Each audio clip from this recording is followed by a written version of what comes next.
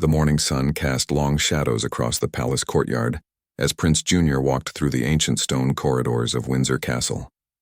At 23 years old, he had grown accustomed to the weight of royal expectations, but today felt different. The young prince had always been known for his keen observation skills and genuine care for the people who served his family. As he made his way toward the East Wing for his scheduled meeting with the palace administrator, Prince Junior noticed something unusual. Through the tall windows overlooking the training grounds, he caught sight of a figure stumbling near the armory. The person wore the distinctive red uniform of the Royal Guard, but something was clearly wrong. Prince Junior paused, his curiosity piqued. The Royal Guards were known for their impeccable discipline and physical fitness. Seeing one of them in apparent distress was highly unusual. He changed his direction, deciding to investigate what was happening.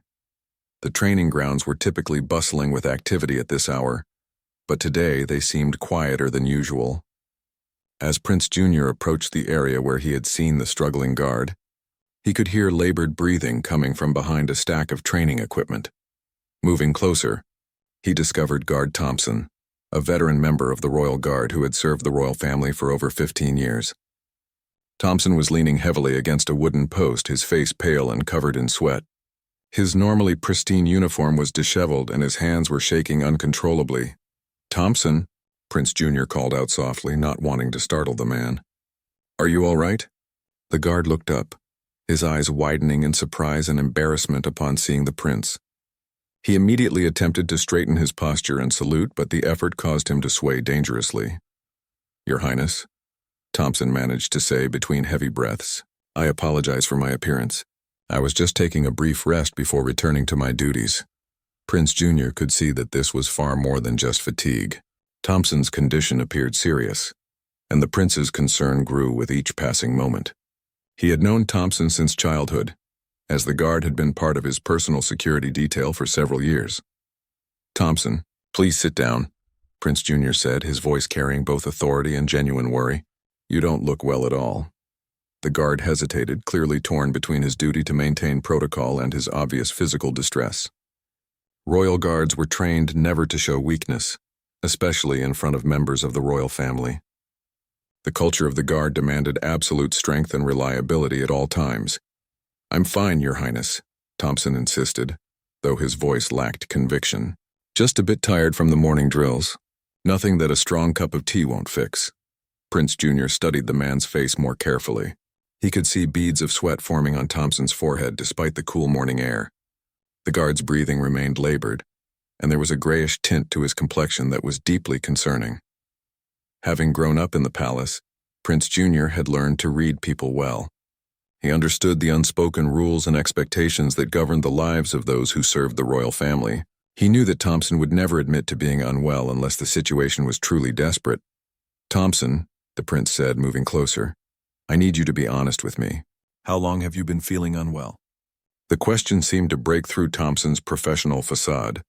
His shoulders sagged slightly, and for a moment the mask of perfect composure slipped away. The guard looked around nervously, making sure no other staff members were within earshot. "It started about 3 days ago, Your Highness," Thompson admitted reluctantly. "It's just some chest discomfort and shortness of breath. I thought it would pass, but it's been getting worse." Prince Junior felt a chill run down his spine. The symptoms Thompson described sounded potentially serious, possibly cardiac in nature. He knew that Royal Guards often pushed themselves beyond their physical limits, sometimes ignoring warning signs that their bodies were sending them. The culture within the Royal Guard was one of absolute dedication and sacrifice. Guards were expected to put their duty above their personal welfare, often working long hours and maintaining perfect physical condition well into their later years. Thompson, at 52 years old, was considered a senior member of the Guard, but he was still expected to meet the same rigorous standards as younger recruits. "Have you seen a doctor about these symptoms?" Prince Junior asked, though he suspected he already knew the answer. Thompson shook his head, looking even more embarrassed. "I didn't want to cause any disruption to the security schedule, Your Highness. We're already short-staffed this week due to the state visit preparations." This response didn't surprise Prince Junior, but it did concern him greatly. He understood the dedication that drove Thompson's decision but he also recognized the potential danger of ignoring serious health symptoms. The prince realized that he was facing a situation that required immediate action, regardless of protocol or convenience. The morning air grew cooler as clouds began to gather overhead, and Prince Jr. noticed that Thompson's condition seemed to be worsening. The guard was now gripping the wooden post more tightly, and his breathing had become even more labored. "Thompson, I'm going to ask you to do something, and I need you to trust me completely," Prince Jr. said, his voice taking on a tone of quiet authority that belied his young age. The guard looked up, meeting the prince's eyes with a mixture of confusion and respect. In all his years of service, Thompson had never seen Prince Jr. take charge in such a direct manner. There was something different about the young royal's demeanor, a sense of purpose and determination that commanded attention. "Your Highness?" Thompson managed to respond, though his voice was becoming weaker. Prince Jr. looked around the training grounds, assessing the situation and formulating a plan. He knew that what happened next could have significant implications, not just for Thompson's health, but for how the royal household handled similar situations in the future. The prince understood that he was about to make a decision that would challenge established protocols and potentially create controversy within the palace hierarchy. But looking at Thompson's deteriorating condition, Prince Jr. knew that protocol and tradition would have to take a backseat to human compassion and common sense. The guard's life and well-being were more important than any administrative inconvenience his actions might cause. Prince Jr. made his decision quickly. He pulled out his mobile phone, something that would normally be considered inappropriate to use during official palace hours, especially in front of staff members. However, the prince recognized that this was an emergency situation that warranted breaking normal protocol. "I'm calling for medical assistance right now," he told Thompson firmly. "And before you object, this is not a request, it's a direct order from me." Thompson's eyes widened in surprise and concern. "Your Highness, please, I don't want to cause any trouble. If the captain of the guard finds out that I've disrupted royal duties because of my personal health issues, it could affect my position." The prince paused in his dialing, struck by the genuine fear in Thompson's voice. It occurred to him that the guard wasn't just worried about his immediate health crisis. He was terrified of losing his livelihood and the career he had dedicated his life to building. "Thompson, listen to me very carefully," Prince Jr. said, kneeling down to be at eye level with the struggling guard. "Your health and well-being are not personal issues that are separate from your service to this family. You are a valuable member of our household, and we have a responsibility to take care of you just as much as you take care of us." The words seemed to surprise Thompson, who had never heard a member of the royal family speak in such personal terms about the staff's welfare. For years he had been trained to think of himself as expendable, as someone whose primary value lay in his ability to perform his duties regardless of personal cost. Prince Jr. completed his call to the palace medical team, speaking with quiet authority as he explained the situation. He then called his personal assistant and instructed her to clear his morning schedule and notify the relevant departments that there might be some temporary adjustments to security arrangements. While they waited for the medical team to arrive, Prince Jr. remained with Thompson, talking to him calmly and helping him stay as comfortable as possible. The guard's condition continued to concern the prince. Thompson's breathing was becoming more irregular, and he was experiencing what appeared to be chest pain. "Tell me about your family, Thompson," Prince Jr. said, attempting to keep the guard's mind occupied while they waited for help. "I know you have children, don't you?" Thompson's face brightened slightly despite his discomfort. "Yes, Your Highness. 2 daughters. Sarah is studying to be a teacher, and Emma just started her first job at a local bank. My wife Margaret works part-time at the village library." "They must be very proud of your service to the crown," the prince observed. "They are, Your Highness, though Margaret sometimes worries about the long hours and the physical demands of the job. She's been encouraging me to consider retirement in a few years, but I've always felt that I had more to give." Prince Jr. nodded thoughtfully. "It sounds like Margaret is a wise woman. Sometimes the people who love us can see things about our well-being that we might miss ourselves."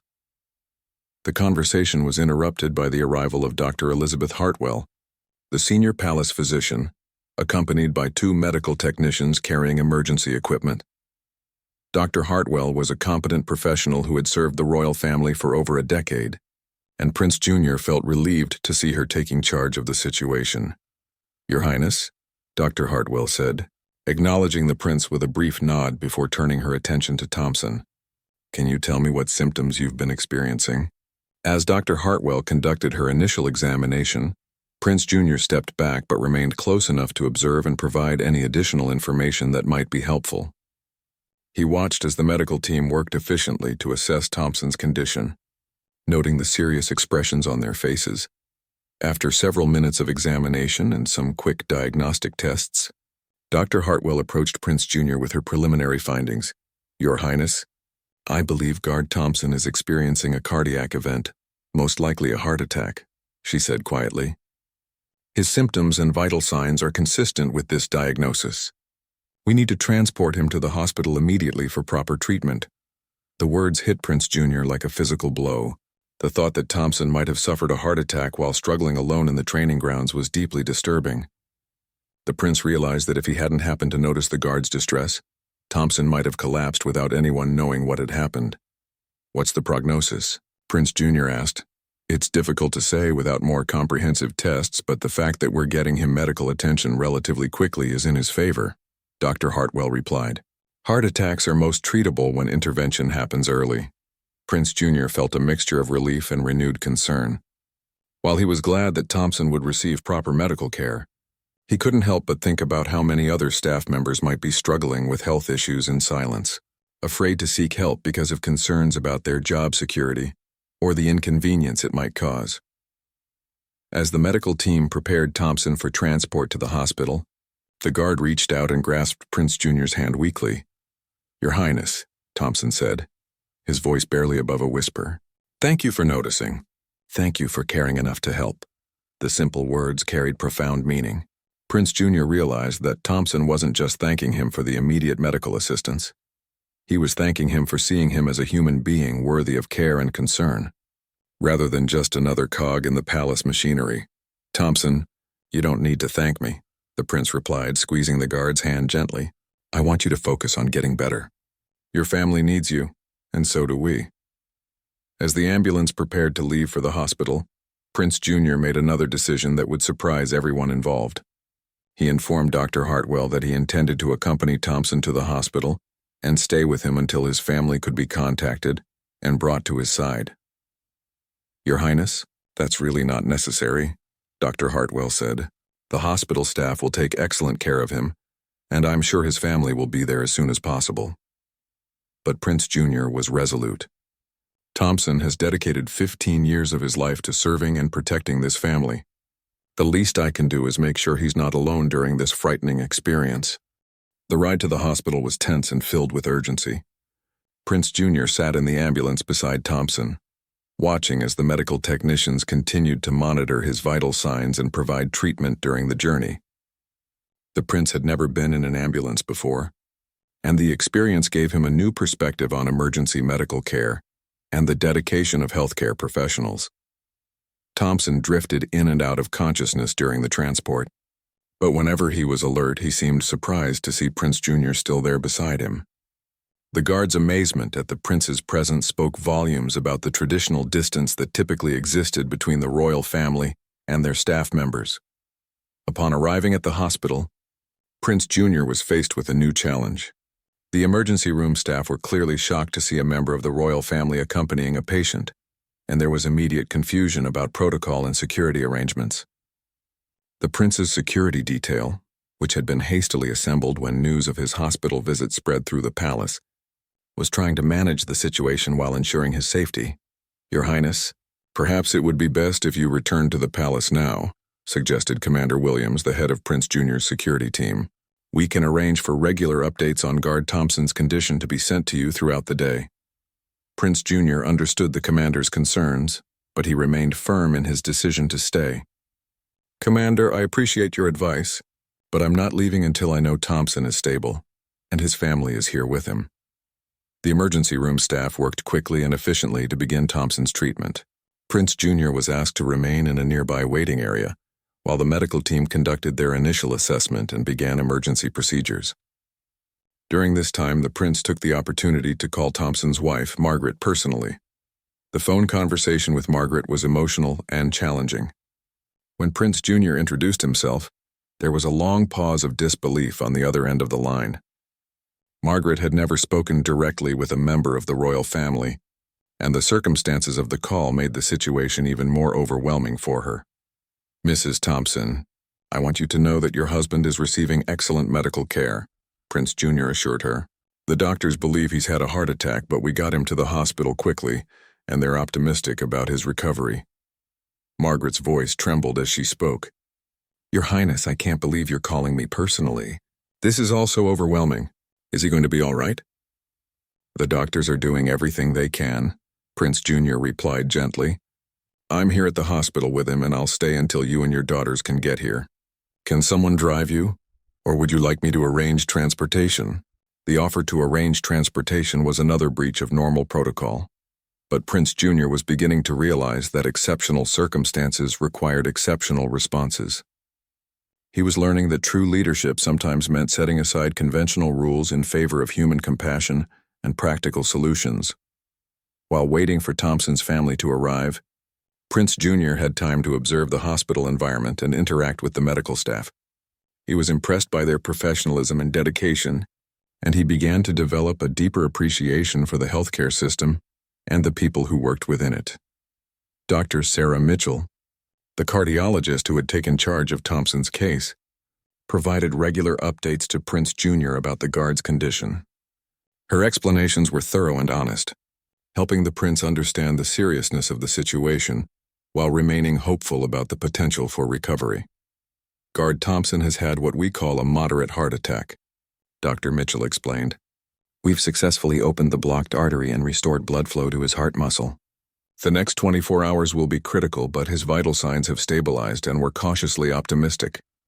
Prince Jr. felt a wave of relief wash over him. While Thompson wasn't out of danger yet, the fact that the immediate crisis had been addressed was encouraging news. When Margaret Thompson and her daughters arrived at the hospital, Prince Jr. was struck by their obvious fear and confusion. Margaret was a small, dignified woman in her late 40s, and her daughters bore a strong resemblance to their father. All three women seemed overwhelmed by the situation and somewhat intimidated by the prince's presence. "Mrs. Thompson," Prince Jr. said, rising to greet them in the waiting area. "Thank you for coming so quickly. Let me update you on your husband's condition." As he spoke with Thompson's family, Prince Jr. realized how little he had previously understood about the lives of the people who worked in the palace. Margaret shared that she had been worried about her husband's health for months, noticing that he seemed more tired than usual and had been experiencing occasional chest discomfort. However, Thompson had consistently downplayed these symptoms, insisting that he was fine and didn't want to create any problems at work. "He's always been so dedicated to his service to your family," Margaret explained. "Sometimes I think he cares more about his duty to the crown than he does about his own well-being. I've been trying to convince him to see a doctor for weeks, but he kept saying he didn't have time." This revelation troubled Prince Jr. deeply. The idea that Thompson had been suffering in silence while continuing to perform his duties out of a sense of obligation was both admirable and deeply concerning. It suggested that the culture within the palace staff might inadvertently discourage people from taking care of their health and seeking help when they needed it. Sarah, Thompson's older daughter, spoke up quietly. "Your Highness, my father talks about you and your family all the time. He's so proud to serve the crown. I think he would have continued working, even if he had been having chest pains during his duties." The comment reinforced Prince Jr.'s growing understanding that the problem extended beyond Thompson's individual situation.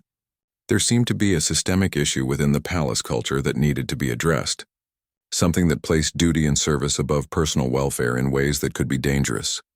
Dr. Mitchell returned to inform the family that Thompson was now stable and conscious, and that they could visit with him briefly. She emphasized that he needed rest, but that seeing his family would likely be beneficial for his recovery. As they prepared to go to Thompson's room, Margaret turned to Prince Jr. with tears in her eyes. "Your Highness, I don't know how to thank you for everything you've done today. The fact that you stayed here with him, that you called us personally, that you've shown so much care for our family, it means more than I can express." Prince Jr. accompanied the Thompson family to the cardiac intensive care unit, where they found Thompson awake and alert, though clearly weak from his ordeal. The guard's face showed immense relief when he saw his wife and daughters, but his expression became one of amazement when he realized that Prince Jr. had remained at the hospital throughout the entire emergency. "Your Highness," Thompson said weakly, attempting to sit up straighter in his hospital bed. "I cannot believe you stayed here all this time. This is far beyond anything I could have expected."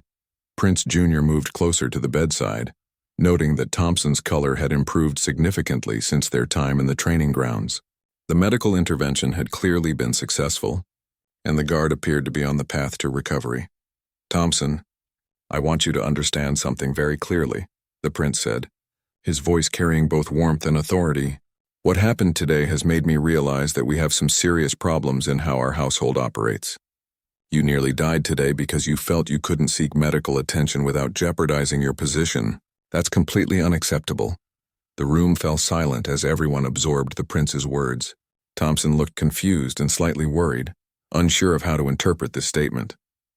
Margaret reached for her husband's hand, providing comfort while trying to understand what the prince meant. "Your Highness, I hope I haven't caused any trouble for the palace or created problems with the security arrangements," Thompson said anxiously. "I never intended for my personal health issues to become such a major disruption." Prince Jr. realized that even lying in a hospital bed after suffering a heart attack, Thompson was still more worried about the inconvenience he might have caused than about his own well-being. This reaction confirmed the prince's growing conviction that significant changes needed to be made. "Thompson, listen to me very carefully," Prince Jr. said, pulling up a chair to sit beside the bed. "Your health is not a personal issue that's separate from your service to our family. You are a human being first, and your well-being matters to us. The fact that you felt you had to hide your symptoms and continue working while experiencing chest pain tells me that we've failed you as employers." Dr. Mitchell, who had been quietly observing the interaction, stepped forward to add her medical perspective. "Your Highness, if I may, this is unfortunately a common problem we see, particularly among people in high-responsibility positions. Many patients delay seeking medical attention because they're worried about work-related consequences." The doctor's comment sparked an idea in Prince Jr.'s mind. He began to see that Thompson's situation might be part of a larger pattern that extended beyond the palace walls. If other people in demanding careers were also neglecting their health out of fear or dedication, then perhaps there was an opportunity to create positive change on a broader scale. Dr. Mitchell, in your experience, what would encourage people like Thompson to seek medical attention earlier when they're experiencing concerning symptoms? The prince asked. The doctor considered the question carefully before responding. "Education is important, certainly, but I think the most significant factor is creating an environment where people feel safe prioritizing their health without fear of professional consequences. When employees know that their workplace genuinely supports their well-being, they're much more likely to seek help when they need it." Prince Jr. nodded thoughtfully, already beginning to formulate ideas about how this principle could be implemented within the royal household. He realized that as a member of the royal family, he had both the opportunity and the responsibility to lead by example in creating positive change. Over the next hour, as Thompson rested and his family stayed close by his side, Prince Jr. had several important conversations. He spoke with Dr. Mitchell about the medical aspects of Thompson's recovery and what would be required for his return to active duty. He also had a heartfelt discussion with Margaret about the challenges she had faced in trying to convince her husband to take his health symptoms seriously. "Mrs. Thompson, you mentioned that you had been worried about your husband's health for some time," the prince said during a quiet moment when Thompson was dozing. "What do you think would have convinced him to see a doctor sooner?" Margaret thought about the question, choosing her words carefully. "Your Highness, I think my husband needed to know that seeking medical attention wouldn't be seen as a weakness or a failure to fulfill his duties. He's always prided himself on being reliable and strong. The idea of admitting that he might have a health problem felt like he was letting everyone down." This insight was particularly valuable to Prince Jr. because it helped him understand the psychological and cultural factors that had contributed to Thompson's reluctance to seek help. The prince realized that changing this dynamic would require more than just policy modifications. It would need a fundamental shift in how the palace culture viewed the relationship between duty and personal welfare. As the afternoon progressed, news of Prince Junior's actions began to spread throughout the palace and beyond. The prince's decision to personally accompany Thompson to the hospital and remain with him throughout the emergency had surprised many people within the royal household. Some viewed it as an admirable display of compassion and leadership, while others questioned whether it was appropriate for a prince to become so directly involved in a staff member's personal crisis. Commander Williams arrived at the hospital in the early evening to provide Prince Junior with an update on the situation at the palace. The commander reported that the day's events had generated significant discussion among the staff, with many people expressing amazement at the prince's actions. "Your Highness, the staff are talking about what happened today," Commander Williams said during a private conversation in the hospital corridor. "Many of them seem genuinely moved by your decision to stay with Thompson. However, some of the senior administrators are concerned about the precedent this might set." Prince Junior understood the commander's diplomatic way of conveying that his actions had created some controversy within the palace hierarchy. He had anticipated this reaction, but he remained convinced that his decisions had been correct. "Commander, I understand that today's events may have raised some questions about protocol and procedure," the prince replied. "However, I want to be very clear that I have no regrets about my actions. If anything, today has shown me that we need to make some significant changes in how we operate as a household." The commander nodded respectfully, though Prince Junior could see that he had reservations about the direction the conversation was heading. The prince realized that implementing meaningful change would require careful planning and considerable diplomatic skill, as it would inevitably challenge established traditions and power structures within the palace. The following morning, Prince Junior returned to the palace with a clear sense of purpose. His experience with Thompson had opened his eyes to problems within the royal household that he had never previously recognized, and he was determined to create meaningful change. However, he knew that challenging established traditions and protocols would require careful strategy and diplomatic finesse. His first meeting of the day was with Sir Geoffrey Pemberton, the palace administrator, a man who had served the royal household for over 30 years and was known for his strict adherence to protocol and tradition.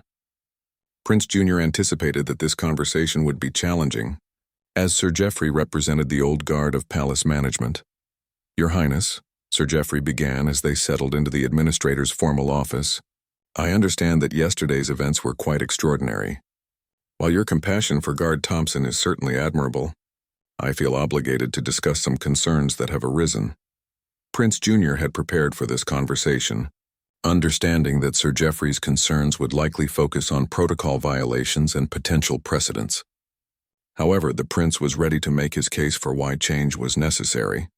"Sir Geoffrey, I appreciate your concerns, and I'm sure you have the best interests of the household in mind," Prince Junior replied diplomatically. "However, I believe yesterday's events revealed some serious problems in how we operate, and I think we have an opportunity to make improvements that will benefit everyone." Sir Geoffrey looked uncomfortable with the direction of the conversation. "Your Highness, with respect, the protocols and traditions that govern our operations have been developed over centuries. They exist to ensure the smooth functioning of the household and to maintain appropriate boundaries between the royal family and the staff. I understand the importance of protocols, Sir Geoffrey," the prince responded, "but I think we need to examine whether some of our current practices might actually be counterproductive. Thompson nearly died yesterday because he felt he couldn't seek medical attention without jeopardizing his career. That suggests to me that our protocols may be creating dangerous situations." The administrator shifted in his chair, clearly struggling with how to respond to this challenge to established practices. "Your Highness, while Guard Thompson's situation was certainly unfortunate, I'm not sure that one isolated incident justifies making sweeping changes to our operational procedures." Prince Junior had anticipated this argument and was prepared with a response. "Sir Geoffrey, I don't believe this was an isolated incident. I suspect there may be other staff members who are struggling with health issues or personal problems, but are afraid to seek help because they're worried about professional consequences. We need to investigate this possibility and take action if necessary." Over the course of their hour-long meeting, Prince Jr. outlined his vision for creating a more supportive and humane work environment within the palace. He proposed conducting confidential surveys of staff members to identify any systemic problems, implementing comprehensive health and wellness programs, and establishing clear policies that would protect employees who needed to address personal or health issues. Sir Geoffrey listened politely, but remained skeptical about the proposed changes. "Your Highness, these ideas are certainly well-intentioned, but I'm concerned about the practical implications. If we make it too easy for staff to take time off for personal issues, it could affect our operational efficiency and security arrangements." The prince recognized that Sir Geoffrey's concerns were not entirely unreasonable, but he believed that the benefits of creating a more supportive work environment would far outweigh any short-term operational challenges. "Sir Geoffrey, I understand your concerns about efficiency, but I think we need to consider the long-term costs of our current approach," Prince Jr. argued. "If we lose experienced staff members like Thompson to preventable health crises, or if we create an environment where people are afraid to perform their duties effectively because they're dealing with unaddressed personal problems, then our current approach is actually counterproductive." After his meeting with Sir Geoffrey, Prince Jr. decided to take a different approach to building support for his proposed changes. Rather than trying to work exclusively through the established administrative hierarchy, he began having informal conversations with staff members throughout the palace. His first stop was the kitchen, where he had a conversation with Mrs. Patricia Williams, the head cook who had worked in the palace for over 20 years. Prince Jr. had always enjoyed talking with Mrs. Williams, as she had a reputation for being straightforward and honest in her assessments of palace life.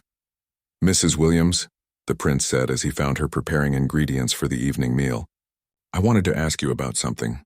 Do you think the staff here feel comfortable seeking help when they have personal or health problems?" Mrs. Williams paused in her work, looking surprised by the question. She glanced around the kitchen to make sure they wouldn't be overheard before responding. "Your Highness, that's a very perceptive question," she said quietly. "I think many of us do worry about appearing weak or unreliable if we admit to having problems.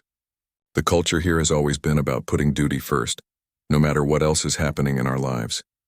"Can you give me any specific examples?" Prince Jr. asked gently.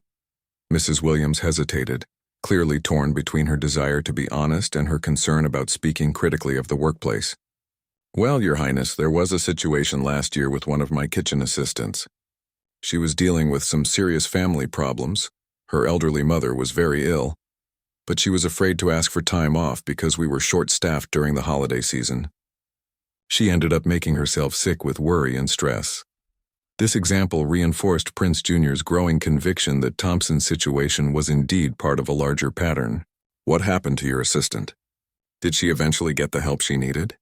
"Eventually, yes, but only after she collapsed at work one day from exhaustion," Mrs. Williams replied.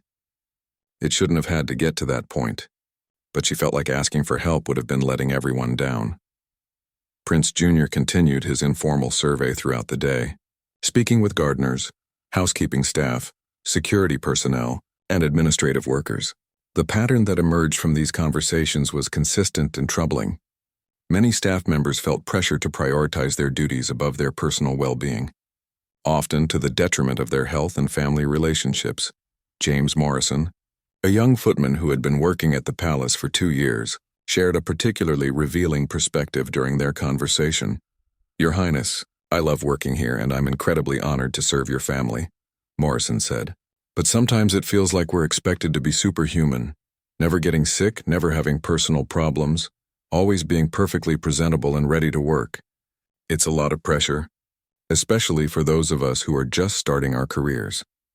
These conversations provided Prince Jr. with valuable insights into the day-to-day realities of palace life from the staff's perspective. He began to understand that the problems he had identified were deeply embedded in the culture and would require sustained effort to address effectively. That evening, Prince Jr. visited Thompson at the hospital again. The guard was looking much better, and his doctors were optimistic about his recovery.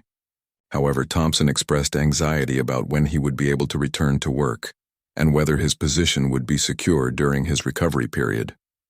"Your Highness, the doctors are saying I might need several weeks of recovery time before I can return to full duties," Thompson said worriedly. "I'm concerned about how this will affect the security arrangements." and whether there will still be a place for me when I'm ready to come back. Prince Jr. realized that Thompson's concerns perfectly illustrated the problems he had been discussing all day. Even after suffering a heart attack, the guard was more worried about his job security than about his recovery. Prince Jr. sat down beside Thompson's hospital bed, recognizing that this conversation would be crucial not only for the guard's peace of mind, but also for establishing the precedent he wanted to set for future situations. "Thompson, I want to make something absolutely clear to you," the prince said firmly. "Your position is completely secure. You will take as much time as you need to recover fully, and when you're ready to return, your job will be waiting for you. Furthermore, I'm going to make sure that this kind of situation never puts anyone's career at risk again." The relief that washed over Thompson's face was evident, but the guard still seemed somewhat incredulous. "Your Highness, that's incredibly generous, but I know how important security staffing is. I don't want to create operational problems." "Thompson, you've given 15 years of dedicated service to this family," Prince Jr. replied.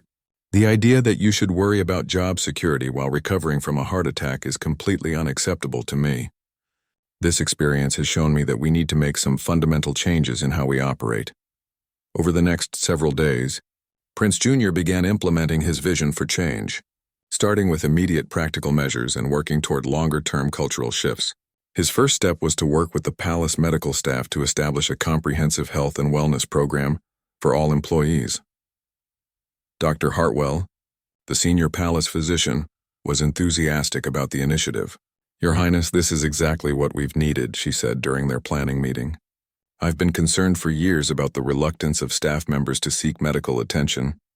Having a formal wellness program with regular checkups and clear policies about health-related absences would make a tremendous difference." The prince also began working with the Human Resources Department to revise employment policies, ensuring that staff members would have clear protections when dealing with health issues or family emergencies. He insisted that these changes be implemented immediately, rather than going through the typically lengthy process of committee reviews and administrative approvals.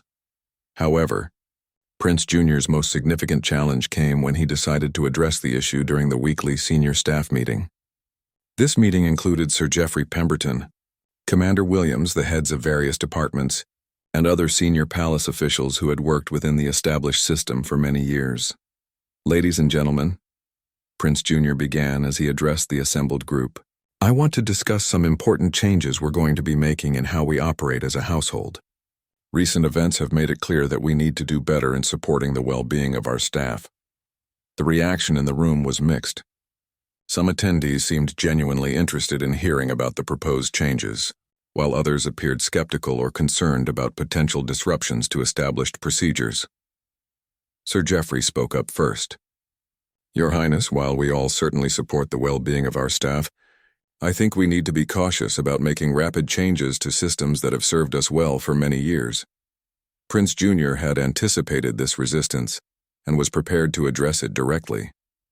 "Sir Geoffrey, I respectfully disagree that our current systems have served us well. When a 15-year veteran of the Royal Guard feels he can't seek medical attention for chest pain because he's worried about work consequences, our systems have clearly failed." Commander Williams added his perspective to the discussion.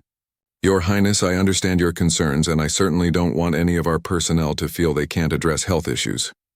However, we do need to maintain operational security and ensure that we can fulfill our protective responsibilities."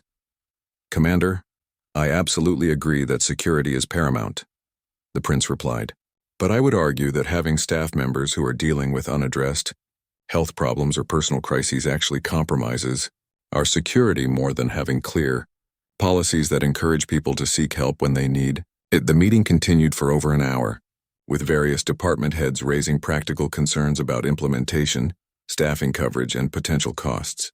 Prince Jr. listened carefully to each concern, but he remained firm in his commitment to making meaningful changes. Margaret Thornton, the head of housekeeping, offered a supportive perspective that helped shift the tone of the discussion. "Your Highness, if I may, I think these changes could actually improve our operations significantly. I've seen staff members struggle with problems that affected their work performance because they felt they couldn't ask for help. Having clear policies and support systems would benefit everyone." Dr. Hartwell also provided strong support for the initiative. From a medical perspective, I can tell you that preventive care and early intervention are always more effective and less disruptive than dealing with health crises after they've become severe. The wellness program His Highness is proposing would likely prevent situations like Guard Thompson's from occurring in the future. By the end of the meeting, Prince Jr. had secured at least grudging agreement from most of the senior staff to move forward with his proposed changes. However, he recognized that changing the culture would require ongoing effort and consistent leadership. 1 week after Thompson's heart attack, Prince Jr. made an unprecedented decision to address the entire palace staff directly. He arranged for a meeting in the Great Hall, where all employees could gather to hear about the new initiatives and ask questions about how the changes would affect them. The atmosphere in the Great Hall was electric with anticipation. Many staff members had heard rumors about the proposed changes, but this was the first time a member of the royal family had directly addressed the entire household about employment policies and working conditions. "Ladies and gentlemen," Prince Jr. began, "I want to talk to you today about some important changes we're making in how we operate as a royal household. These changes are inspired by recent events, but they reflect values and priorities that I believe should have been in place long before now." He went on to outline the specific initiatives: comprehensive health and wellness programs, revised policies protecting employees who needed time off for health or family issues, regular confidential surveys to identify problems before they became crises, and the establishment of an employee advocacy office where staff could seek help with personal or professional concerns. "I want to be very clear about something," the prince continued. "Your well-being matters to this family. You are not just employees. You are valued members of our household, and we have a responsibility to support you just as much as you support us." The response from the staff was overwhelmingly positive. Many people seemed genuinely moved by the prince's words and the concrete steps he was taking to address their concerns. Several staff members approached him after the meeting to share their own stories about times when they had struggled with health or personal issues but felt unable to seek help. Sarah Mitchell, a young maid who had been working at the palace for 6 months, spoke with Prince Jr. about her experience caring for her aging grandmother while trying to maintain her work performance.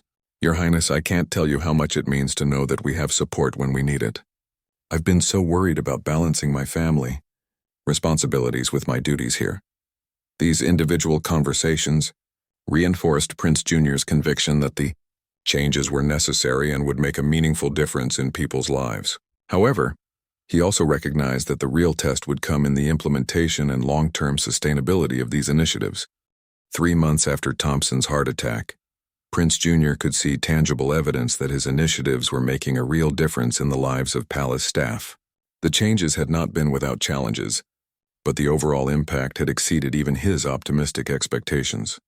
Thompson himself had returned to work on a modified schedule, serving as a training coordinator for new royal guards rather than resuming his previous physically demanding duties. His recovery had been remarkable, and his doctors attributed much of his progress to the reduced stress levels he experienced, knowing that his position and future were secure. "Your Highness," Thompson said during one of their regular check-in meetings, "I can honestly say that having this heart attack, while frightening, has led to the best period of my career. I feel more valued and supported now than I ever have, and I think that's made me better at my job, not worse." The wellness program had identified several other staff members with health concerns that might have gone unaddressed under the previous system. Mrs. Williams, the head cook, had discovered that her persistent fatigue was due to diabetes, which was now being successfully managed with medication and lifestyle changes. 2 security guards had been diagnosed with high blood pressure and were receiving treatment that would likely prevent future cardiac events. Perhaps most significantly, the cultural shift within the palace had begun to change how people thought about the relationship between personal welfare and professional duty. Staff members were increasingly comfortable seeking help when they needed it, and supervisors were learning to view employee support as an integral part of effective management rather than an unwelcome complication. Sir Geoffrey Pemberton, who had initially been skeptical about the changes, grudgingly admitted that the new policies had not created the operational chaos he had feared. "Your Highness, I must acknowledge that the staff seem more engaged and productive than they were before. he said during a quarterly review meeting. While I still have concerns about some of the precedents we're setting, I can see that the benefits have outweighed the challenges. The success of the Palace Initiative had attracted attention from other institutions and organizations. Prince Jr. began receiving invitations to speak about employee wellness and workplace culture at various conferences and events. He realized that the changes he had implemented could serve as a model for other employers who wanted to create more supportive work environments. Dr. Mitchell, who had treated Thompson during his heart attack, invited Prince Jr. to address a medical conference about the relationship between workplace culture and employee health. Your Highness, what you've accomplished at the palace demonstrates the profound impact that leadership commitment can have on health outcomes, she said. Your story could inspire other organizations to examine their own practices and make positive changes. The prince accepted the invitation, seeing it as an opportunity to share what he had learned and potentially influence positive change in other workplaces. His presentation focused on the practical steps that had been taken at the palace and the measurable improvements in both employee satisfaction and operational effectiveness. The most important lesson I learned from this experience, Prince Jr. told the conference audience, is that taking care of your employees' well-being is not just the right thing to do morally. It's also good business. When people feel supported and valued, they perform better, they're more loyal, and they contribute more effectively to the organization's mission. The response to his presentation was overwhelmingly positive, with many attendees expressing interest in implementing similar programs in their own organizations. Prince Jr. began to see that his initiative had grown beyond its original scope of addressing problems within the palace to become part of a broader movement toward more humane and effective workplace practices. Back at the palace, the success of the Wellness Initiative had given Prince Jr. increased confidence in his ability to effect positive change.